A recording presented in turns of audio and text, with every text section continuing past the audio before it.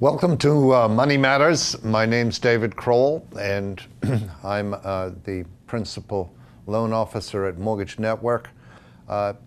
Every week we bring you Money Matters to look at major international, national, and local economic issues and to translate them into hopefully easier, insightful talking points. So today I'm going to look in the first half at the major policy and political happenings of the prior week and look at the economic consequences of those. In the second half of the program, I'm going to look at specific mortgage programs and mortgage rates and how they are affecting the local marketplace here, the local real estate market here. So first, on the national stage,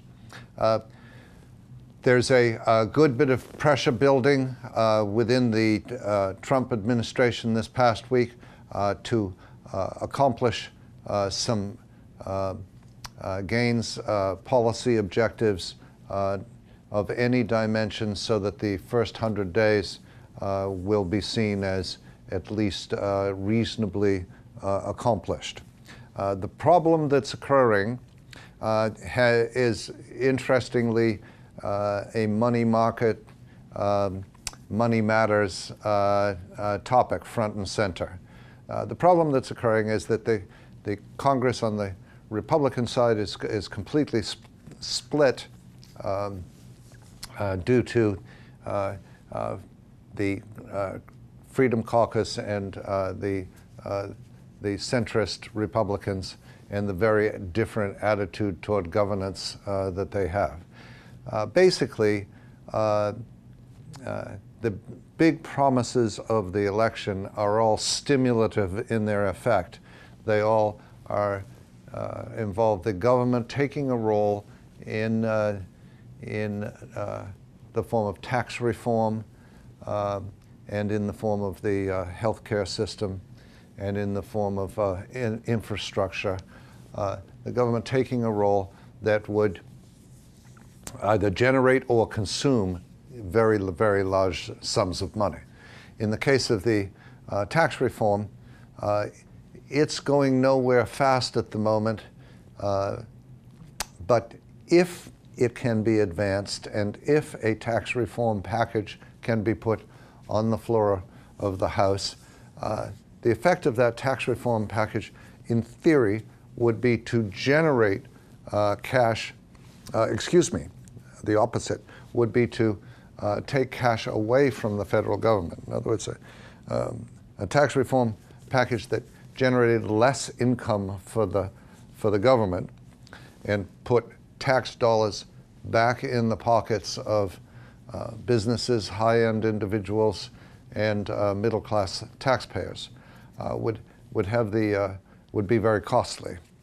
Now, where does the revenue come from without simply adding it to the deficit? That's the question. The second major objective, which is the infrastructure objective, badly needed, $1 trillion over the next 5 to 7 years. It's hard, again, to know where the money comes from. It's another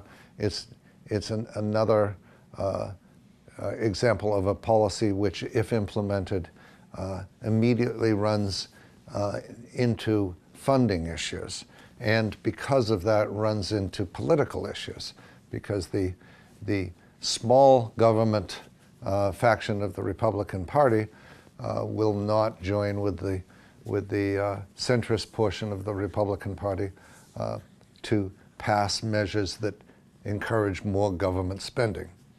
The third is the healthcare bill.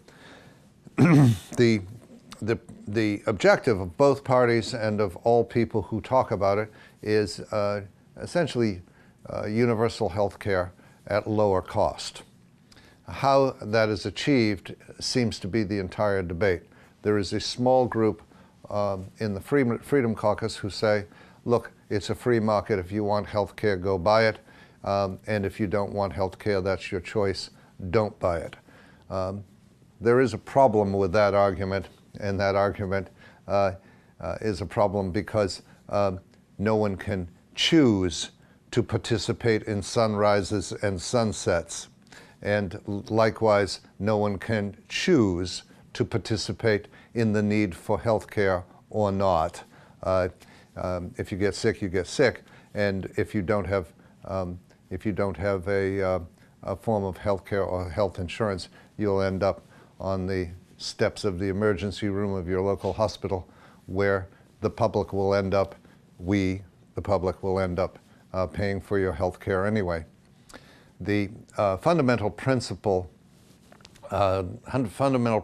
therefore, are generally and in the great majority agreed that universal health care at a greater efficiency and lower cost is the objective.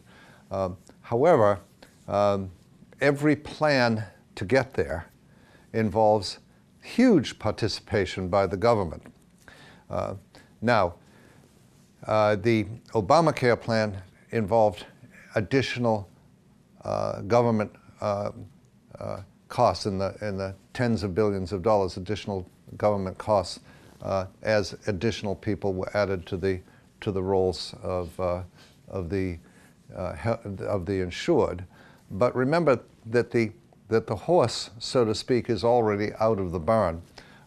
Medicare, which is a vital form of health insurance for tens of millions of Americans, is already in place and functioning. Medicaid, for poorer Americans or the elderly, is already in place and operating. These are both government programs. It can be argued that Obamacare is the thin end of the wedge toward a Medicare like program for everybody. It's the thin end of the wedge. And it's going to cost money. So what we have is three major impetuses, all three of which will have the effect of increasing the deficit. Tax reform will lower tax revenue, and therefore money has to come from somewhere, will increase the deficit, or perhaps the Fed can simply print the money. Secondly, infrastructure, money has to come from somewhere, government will end up paying for it. Third is healthcare. It's unavoidably the case that the government will end up paying for it. So what you have within the Republican Party, this is before the conversation with the Democrats even starts.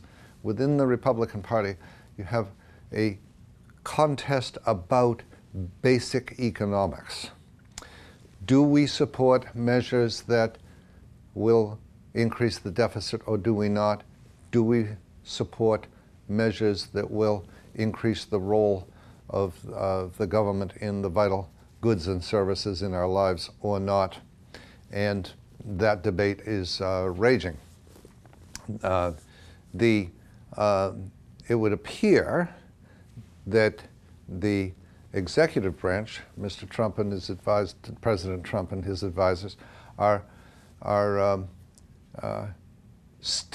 willing to take on the debt and willing to support stimulative programs. It would appear that Congress is going to be much, much slower to adopt that. It would appear, therefore, that what we're headed for, perhaps not tomorrow, perhaps not next month, but what we're headed for is a unexpected but different form of governance, one in which Republicans and Democrats finally come together to support specific measures on which there is general agreement.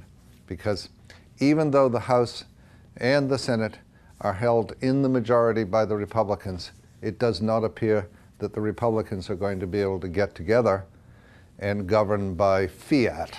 In other words, govern according to their majority.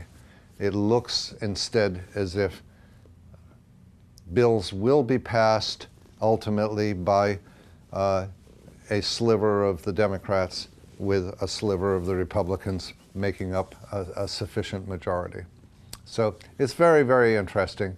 It turns on a major economic issue, and that's the end of part one, and we'll be back shortly with part two.